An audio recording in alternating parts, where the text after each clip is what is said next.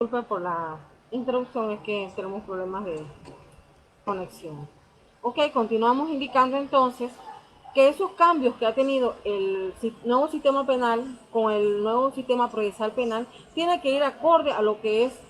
las leyes que rigen los centros penitenciarios. La ley 55 del año 2003 y el decreto 393 del 2005. Ambas leyes, la ley 55 es la que reorganiza el nuevo sistema penitenciario y que de nueva manera el decreto 393 es el que establece el reglamento, o reglamenta la ley 55 dentro de los centros penitenciarios. Si bien es cierto, el decreto 393 y la ley 55, ambas excertas legales, nace como esa necesidad urgente que se tiene como una respuesta a una legislación moderna que sustente y oriente de acuerdo a lo que establece nuestra ley de nuestra ley penal y, y nuestra ley de procedimientos penales, coadyuvada a lo que son la ley interna de los centros penitenciarios con el decreto 393. ¿Y por qué hago una separación? Si bien es cierto, la ley 55 se establece de manera generalizada cómo se organiza los centros penitenciarios. Y el decreto 393 entonces establece de manera concatenada cómo debe desarrollarse lo que es la ley 55 para que tenga un beneficio a los privados de libertad. De igual manera se establecen parámetros no solamente a los privados de libertad, sino también bajo la administración que se tiene dentro de ese centro penitenciario.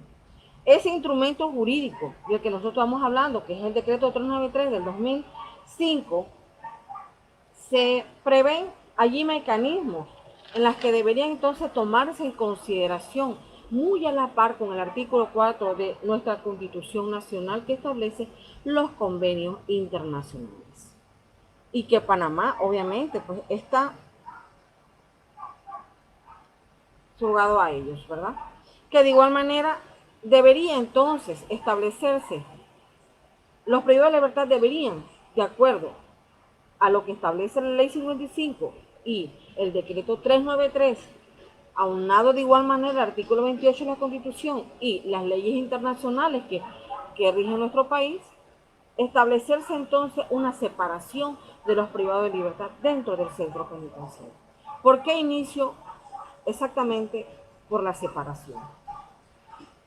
No es lo mismo, y esto lo digo porque soy abogada litigante y en mi diario litigar en los centros penitenciarios a nivel nacional es la misma temática. La persona que ingresa por primera vez a un centro penitenciario que está en investigación no debe estar en los mismos pabellones que ya de personas condenadas. Porque muchas veces esas personas que están llegando por primera vez todavía tienen la presunción de inocencia y no se le ha dado un procedimiento total hasta un juicio, o muchas veces llegan por otras situaciones como son las pensiones alimenticias, que muchas veces es un mes, 2 meses, 3 meses, y que no, definitivamente no llevan la cantidad de años como las veces de homicidio, por ejemplo, que son 15, 20, 35 años, y que definitivamente pues la mentalidad de la persona que tiene esta cantidad de años que debe de pagar por el delito cometido dentro de una cárcel no la tiene una persona que recién ingresa al centro penitenciario. Debería de haber esa separación y está concatenado de una vez en lo que es el artículo 70 de 393, donde realmente la clasificación de los privados de libertad están en observación. Y esa observación se hace donde la persona, cuando va ingresando a la privada de libertad, debe de adaptarse, debe tener una conducta dentro del sistema, que si bien es cierto, ellos han ingresado allí porque ya han sido condenados y que definitivamente ellos necesitan de alguna manera, entonces, adaptar su mente y su conducta a que van a cumplir una condena por un hecho cometido. De igual manera, clasifica el decreto 393 a los privados de libertad en diferentes progresiones o revisiones de periodo, en la cual va más allá de lo que actualmente nosotros podemos observar a los privados de libertad. Y es que esa propuesta de clasificación, o sea que de un periodo a otro periodo que debe ser paulatinamente y de acuerdo a cómo el privado de libertad quiere reinsertarse a la sociedad, debe de hacerlo de manera paulatina. Esa propuesta de clasificación la realizan los centros penitenciarios, pero ¿a quién la realiza realmente? Al director general del centro penitenciario. Y, sin embargo, tenemos el siguiente periodo, que es un periodo probatorio. Es un poquito más, podríamos llamarle más abierto a lo que sería dentro del centro penitenciario. Ya tendría esa posibilidad de recibir estudios, cursos a través del INADE, Meduca también da cursos, que de igual manera podría entonces realizar trabajos intramuros dentro del centro penitenciario. De acuerdo a lo que establece el decreto 393 en su artículo 70, en la cual establece entonces el periodo de observación, el periodo probatorio, el periodo de prelibertad y el periodo de libertad vigilada. Y por último tenemos el de la libertad condicional, que no es otorgada por nuestros jueces de cumplimiento, sino es por el órgano ejecutivo.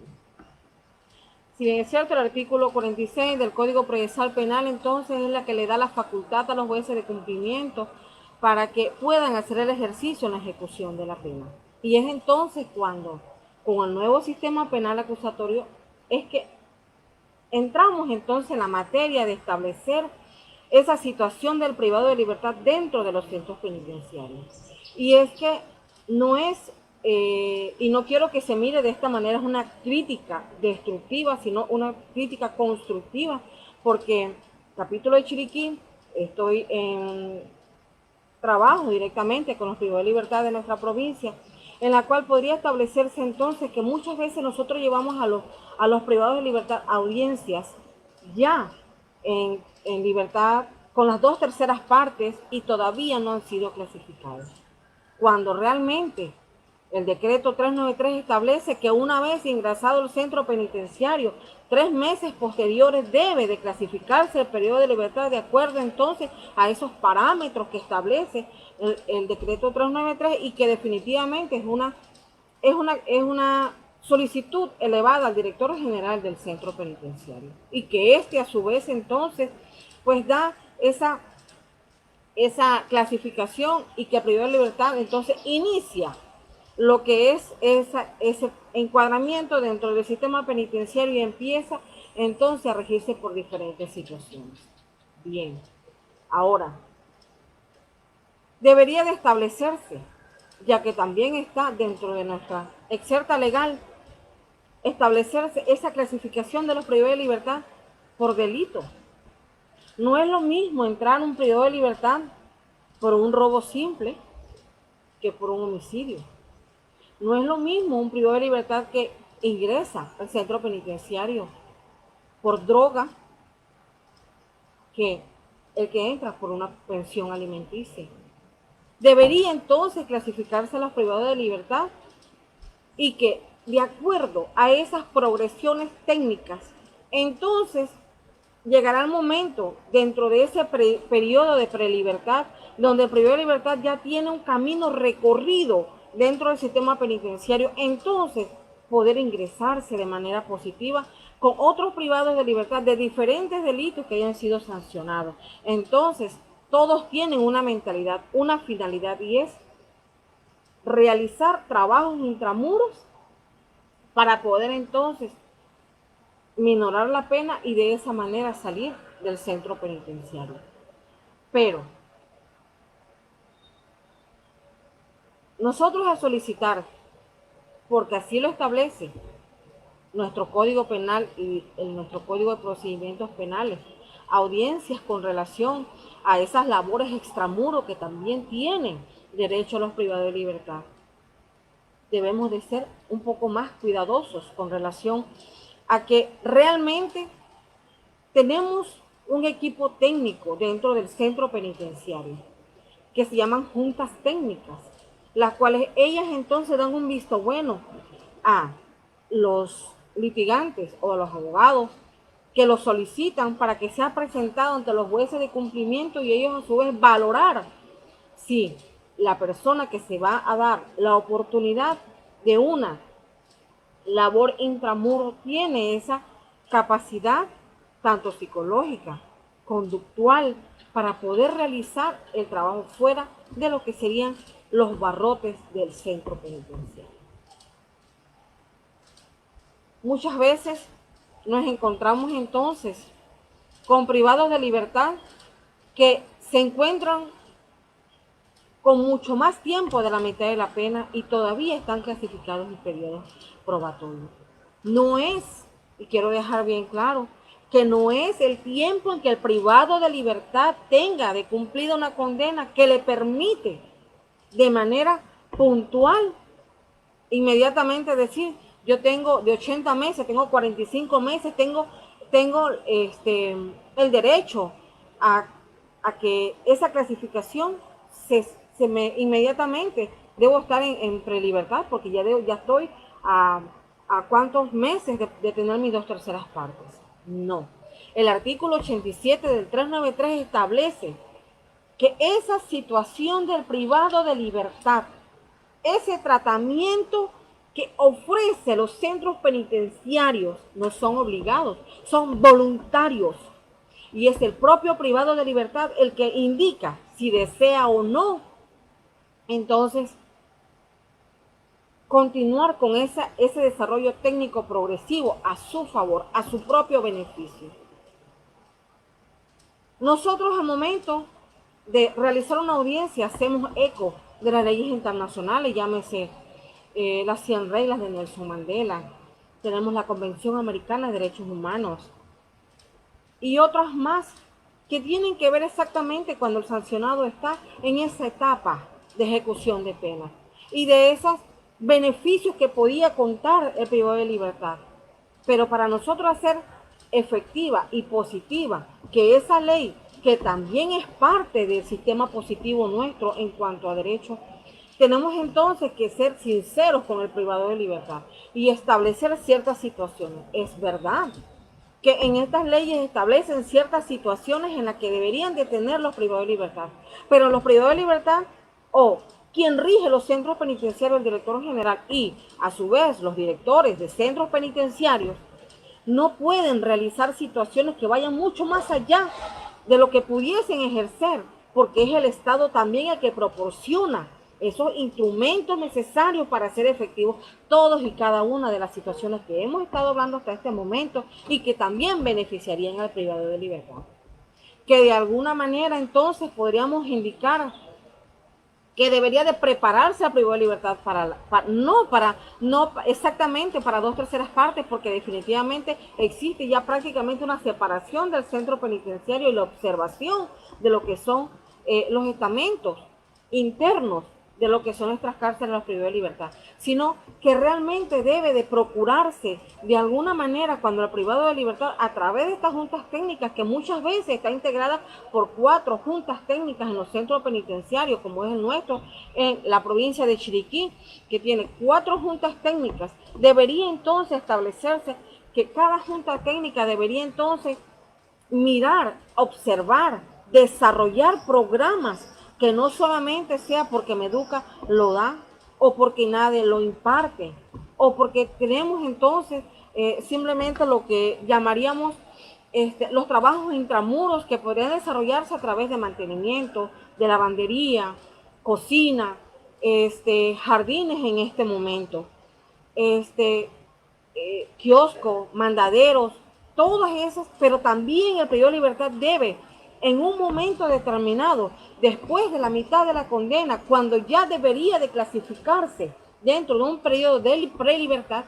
también recibir charlas continuas para que el privado de libertad sea consciente de que a pesar de que él está realizando trabajos intramuros, de que él quiere ese técnico progresivo y que ese técnico progresivo es de su propia voluntad y que él está realizando actividades dentro del centro penitenciario para poder entonces tener beneficios que le pudiesen entonces acercar más a su familia, a su esposa, a sus hijos, a su madre, a su padre, a la familia que él tenga fuera y que lo está esperando en casa para él poder reinsertarse de manera positiva. Debemos de preparar al privado de libertad con miras a que el privado de libertad no vuelva nuevamente a delinquir. Sabemos que la situación de los privados de libertad es mucho más difícil que cualquier persona que no tiene un antecedente penal. ¿Por qué es mucho más difícil? Porque depende del delito que haya cometido. Asimismo, la persona indica, no puedo darle trabajo, no puedo darle la oportunidad. En este momento no tenemos el personal, no tenemos la oportunidad. Y que muchas veces entonces es el familiar, el amigo, el vecino, el compadre, la comadre, la finca donde él trabajó antes, un taller donde él trabajó antes, que él privó de libertad, que lo conoce, entonces pudiese darle esa oportunidad. Pero si somos también parte de este nuevo sistema, nosotros debemos de, y digo nosotros,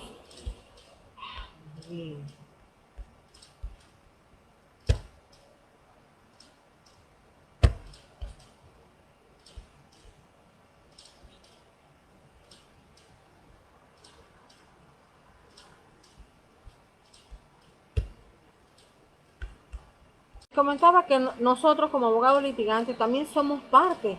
integral de este nuevo sistema, donde no solamente nosotros debemos de ir al centro penitenciario, obvio, necesitamos la parte económica para poder solventar nuestras necesidades y nuestras familias de igual manera, pero debemos de ser transmisores positivos de este nuevo sistema, que realmente no solamente es a través de un juez de cumplimiento, que se dé y se garantice una situación donde el privado de libertad pueda indicar, bueno, debo portarme bien, debo de establecer ciertas situaciones en las cuales no puedo porque la policía me ve, porque el juez me ve, la fiscalía viene. No, el privado de libertad ser consciente de que no es responsabilidad ni del juez, ni de la fiscalía, ni de la policía, que es un trabajo muchas veces que realiza con el abogado. ¿Por qué con el abogado? El abogado litigante o también el abogado privado. Porque nosotros, cuando realizamos ese tipo de audiencia, también estamos comprometidos. Y que deberíamos, de manera positiva, realizar informes y llevarle de seguimiento, informes de seguimiento y causa a los privados de libertad que están bajo el ejercicio que nosotros lo hemos sacado en un intramuro o en libertad vigilada. No debemos de estar allí pendientes todos los días viendo un privado de libertad porque no es nuestro fin. El fin es lo que establece el artículo 7 de nuestro Código Penal. Y es que el privado de libertad, aparte de que él mismo debe aceptar esa voluntariedad, también debe de él mismo ser consciente de que, primero, tengo que cumplir una condena. Segundo, realicé un trabajo intramuro, lo hice de manera adecuada, consona, con una conducta intachable, que cumplí los parámetros de las normas que establece nuestro centro penitenciario y que son regidas a través del decreto 393. Que ahora estoy fuera del centro penitenciario, pero con una oportunidad que te puedas involucrar de estar fuera de unas rejas, de solamente observar al abogado o la abogada cuando va a visitarte, o al fiscal o a la fiscal cuando va a hacer visitas a los pabellones, a los centros penitenciarios, porque no los jueces también. Tenemos a los custodios, tenemos la directora que también realiza las visitas a los privados de libertad para ver cómo están, para ver qué les hace falta, para ver cómo ella también se incluye dentro de ese desarrollo técnico progresivo. el privado de libertad debe ser consciente que a pesar de toda esta gama de situaciones y de personas que he mencionado, es él el único responsable de continuar con la confianza que se le brindó al inicio para él poder salir del centro penitenciario y regresar de una manera adecuada. Que debe ser consciente y no es tanto la conciencia, debe de integrarse en su mente y en su corazón, que realmente cuando él ingresa, cuando el privado de libertad está en un trabajo extramuro, e ingresa sustancias ilícitas o cualquier otro objeto que es prohibido tanto por los jueces de cumplimiento como por las leyes internas del centro penitenciario, ¿quién es la persona que realmente está jugando con su libertad? ¿Quién es la persona que realmente en vez de continuar ese técnico progresivo de manera positiva, entonces puede establecerse que esa situación podría entonces de alguna manera irrumpir de manera positiva ese desarrollo que él desea tener. ¿Por qué? Porque el privado de libertad, al hacer esta situación, se le hace un informe interno. Se le realiza un procedimiento, la cual entonces es disciplinario y debe entonces cumplir la sanción dentro del centro penitenciario. Si ingresa droga, entonces llega a la Fiscalía de Drogas e inicia una investigación. Si la persona nuevamente es encontrada culpable de esa situación, ¿qué ocurre? Tiene una condena. Entonces se termina la oportunidad que el privado de libertad tiene para poder realizar de manera positiva esa integración a la sociedad. Pero debemos ser agentes a ellos mismos. Debemos ser como abogados claros, precisos y concisos a los privados de libertad y decirle, ¿por qué no estás en este momento preparado para salir a un extramuro? ¿Por qué no estás preparado en este momento para realizar una solicitud de audiencia de libertad vigilada? Y es que muchas veces nos encontramos que un privado de libertad ya prácticamente está pasado de las 2/3 partes, muchas veces hasta por un año, y no se le ha dado la oportunidad de realizar un curso intramuro, mucho menos realizar un trabajo intramuro. Entonces, cuando nosotros conversamos con los privados de libertad y establecemos entonces por qué no has realizado esto, por qué no has hecho esto, por qué no has estudiado, por qué no has tenido cursos, por qué razón no has realizado algún trabajo dentro del centro penitenciario, nos dice, licenciada, hemos mandado infinidad de cartas y no se nos toma en consideración. Entonces también debemos hacer ese aporte positivo a lo que son las personas, las partes administrativas del centro penitenciario y hacer un llamado a través de esta conferencia en donde ellos también deben ser esa parte positiva a los privados de libertad. Que no solamente son los jueces de cumplimiento en audiencias que nos digan a nosotros, que nuevamente nos indiquen cómo debería de ser o de seleccionarse este tipo de situación, sino que ellos también deben ser conscientes de que el privado de libertad no puede tener más privilegio un privado de libertad que recién ingresa al centro penitenciario con una sanción a un privado de libertad que prácticamente de 100 meses ya lleva 54, 58, 60 meses. Es que debe de verse privado de libertad de acorde y según lo establece el decreto 393 en su artículo desde el 70 hasta el 78, 79 siguientes y concordantes, establecen entonces que debe de ser paulatino, progresivo. Por eso se llama progresivo técnico. Que la psicóloga del centro penitenciario debería entonces tomarse más de 10 minutos para observar a un privado de libertad. Que el privado de libertad que realiza labores intramuros también debe ser de una manera positiva, tener más comunicación, no con los privados, no con la abogada, no con los jueces, porque lo que hacen es decir, yo quiero, no puedo, yo tengo, o yo quisiera y no tengo, sino con ellos mismos. en donde ellos pudiesen involucrarse de manera positiva, de ponerse, establecer entonces dentro de lo que es los centros penitenciarios esas opciones que dan nuestras convenciones internacionales, que se pueda entonces vivificar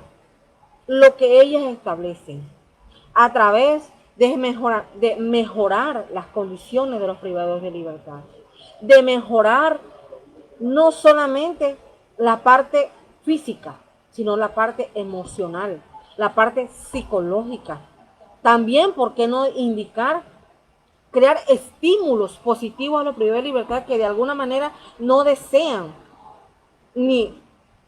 tomar charlas, ni tomar estudios, ni realizar labores intramuros? ¿Por qué? Porque son condenas sumamente largas, 20 años, 25, 30, 35 años, y que definitivamente, como ellos dicen, licenciada, me botaron la llave. Entonces, un privado de libertad que tenga 20 años de sanción o de condena, no quieren. Y por mucho que se les brinde la oportunidad, muchas veces ellos no desean porque tienen entonces la autoestima no la tienen. Tienen entonces, muchas veces no quisieran y muchas veces ellos lo indican de esta manera, licenciada, no queremos ni vivir. Entonces, ¿por qué no estimular esa parte que es integral, que es emotiva, que esa autoestima del privado de libertad vaya mucho más allá de simplemente reconocer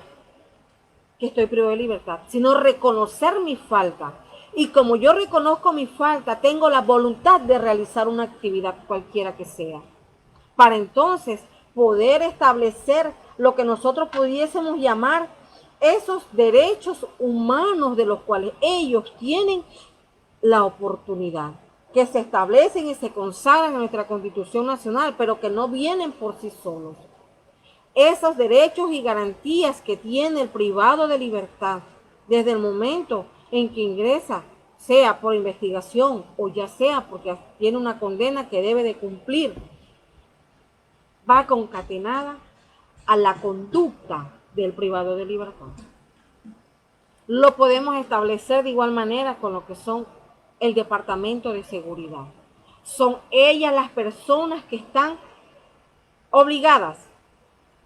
a tener el control de los privados de libertad dentro de los pabellones, dentro de lo que es la circunferencia de lo que son los centros penitenciarios. Y son ellas las únicas personas que podrían indicar entonces la conducta positiva o negativa, o qué podría esa persona de alguna manera,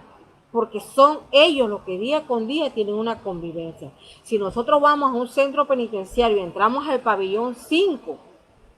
podemos indicar entonces que observemos la cárcel de David, hay un custodio en la puerta, hay un siguiente custodio que te indica qué tienes que hacer. Luego yo te toma el cotejo de tu lista de privado de libertad que vas a tratar ese día. Cuando llegas al pabellón y que existe un lugar donde podemos nosotros conversar con el privado de libertad, se llama uno por uno y ahí está el custodio. Entonces la persona que nosotros debemos de mantener entonces con esa rigurosidad de que son ellas las personas que realmente mantienen el control, mantienen la seguridad, mantienen que los privados de libertad de alguna manera se pudiesen entonces poco a poco ir acomodándose a la situación que tienen los pabellones. Que en la actualidad carecemos de muchas situaciones y especialmente la superpoblación en los centros penitenciarios a nivel nacional. Entonces, es cuando pudiésemos indicar esa participación del Estado por incrementar esas herramientas y implementar herramientas positivas a lo que son los centros penitenciarios. ¿Por qué digo que el Estado? Porque el Estado es el primer ejecutor. Es el Estado el que está en esa obligación de brindarle entonces a los privados de libertad que se cumplan esos derechos y deberes individuales y sociales. Es el Estado el que indica que las garantías y los derechos que consagra nuestra Constitución deben considerarse como mínimos y no excluyentes, que incidan sobre los derechos humanos, los derechos fundamentales y la dignidad humana, que ya hemos indicado que son los fundamentos tanto del Código Procesal Penal como nuestro Código Penal. Que de igual manera esa dignidad humana está basada en nuestra legislación internacional con relación a los derechos humanos, las 100 reglas de Nelson Mandela, las reglas de Tokio. Todas ellas están basadas bajo una dignidad humana. Entonces, esa dignidad humana no puede realizarse simplemente porque yo hago un trabajo intramuro o extramuro, sino que tiene que ver con salud, tiene que ver con esa proporcionalidad de psicología, ese tratamiento que tiene el privado de libertad dentro del centro penitenciario. Que ese tratamiento involucre mucho más que un trabajo, que un estudio, que un curso. Que soy de las abogadas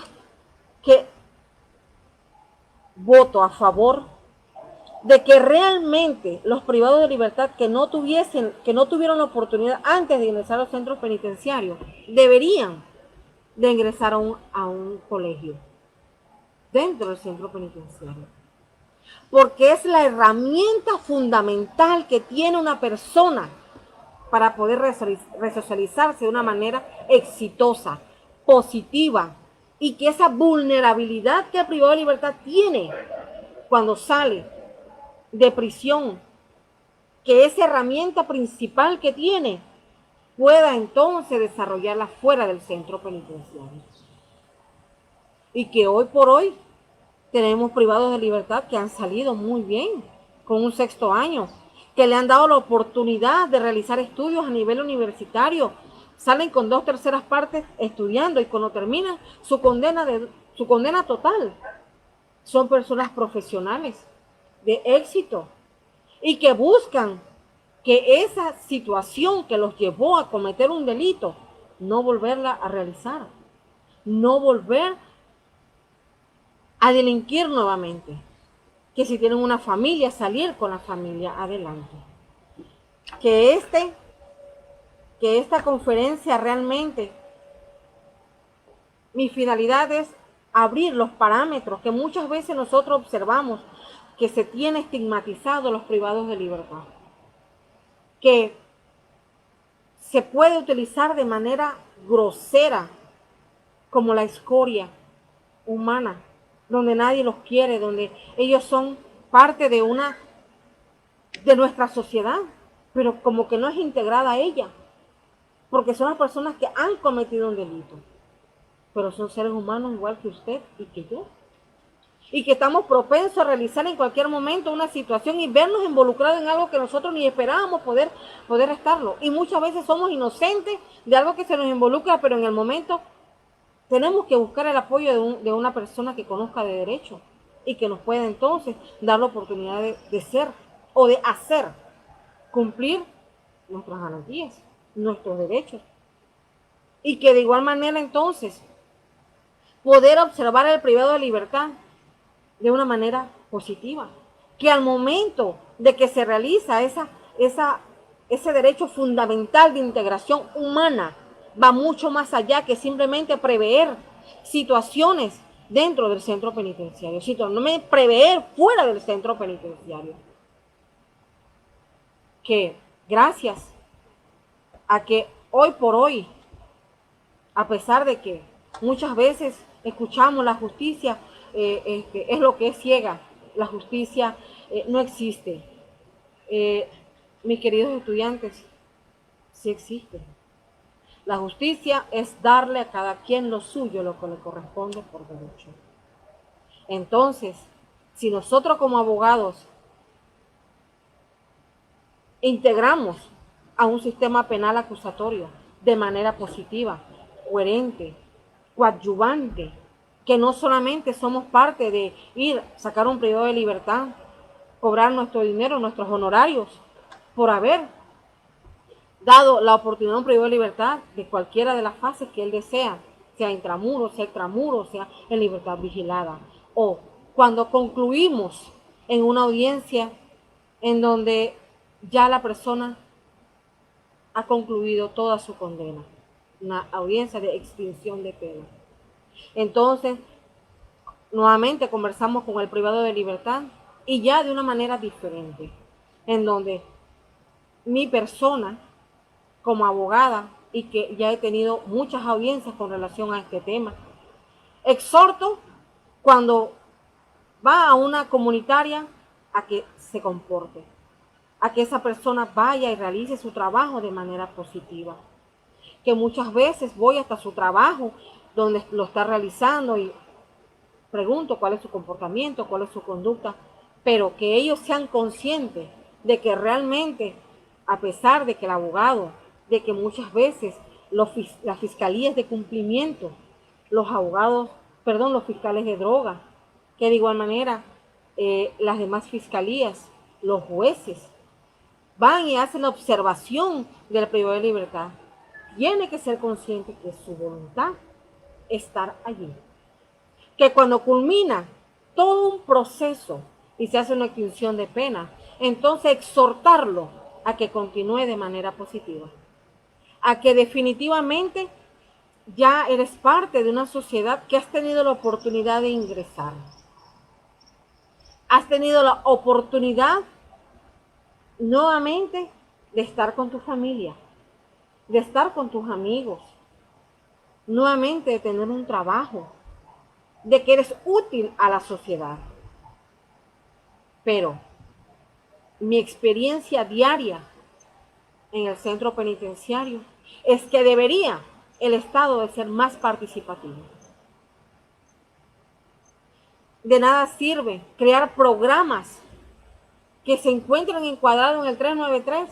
y en la ley 55 si no tienen esa facilidad económica para poder realizarlo. Porque no solamente podemos observar qué es el estudio, también existen talleres de ebanistería, talleres de chapistería, talleres de mecánica. ¿Y por qué no? En los centros penitenciarios que son del interior del país pudiesen realizar otras actividades avícolas, porcinas,